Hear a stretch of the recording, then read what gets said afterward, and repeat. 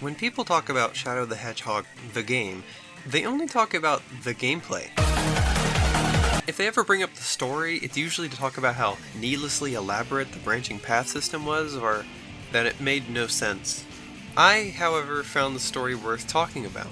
In the aftermath of 9/11, we began to see direct censorship. And no, I'm not talking about freedom fries. I'm talking about advising certain unpatriotic music from being played on radio stations, album covers and titles being changed, movies and TV shows with scenes edited or removed, and of course, video games being delayed to edit some cutscenes. There was even a Dreamcast game that was cancelled. Of course, this was all a direct response to 9/11. These weren't the actions of a post-9/11 world, they were the reactions to a singular event in time.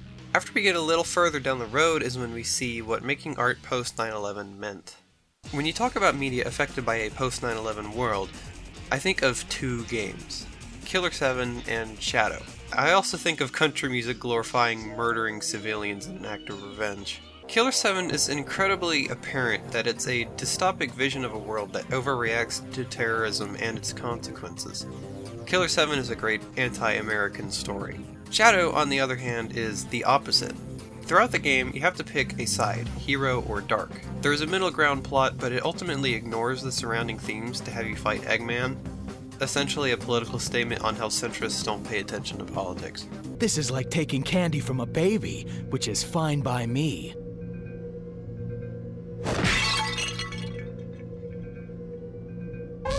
Picking the hero side is to join forces with Sonic and pals, as well as the president of the fake states of America, to defeat the aliens. I could easily use that one hilariously awful sound clip that you get when you win the first stage with the hero path, and I will. Disgusting black creatures, get out of my sight.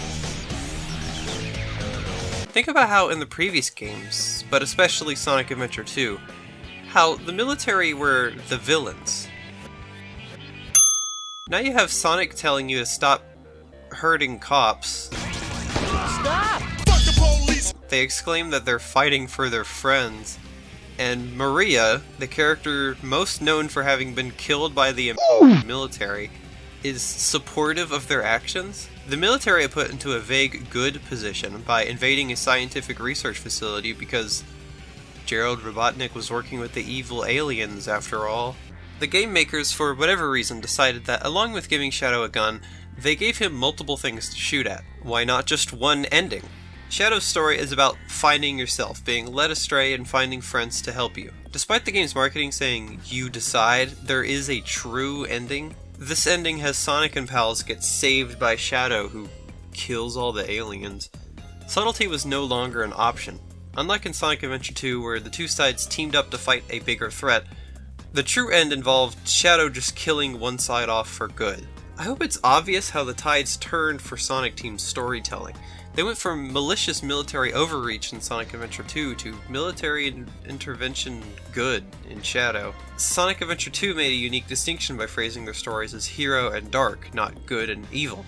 But in Shadow, this labeling feels hollow. I did not necessarily think Sega got forced by the government to make the story unabashedly pro-military intervention, but I do think it tells of a trend of storytelling at this point in time. It was unpopular to criticize the American military strategies to the point that a lot of people made a lot of money making art about how the military were heroes.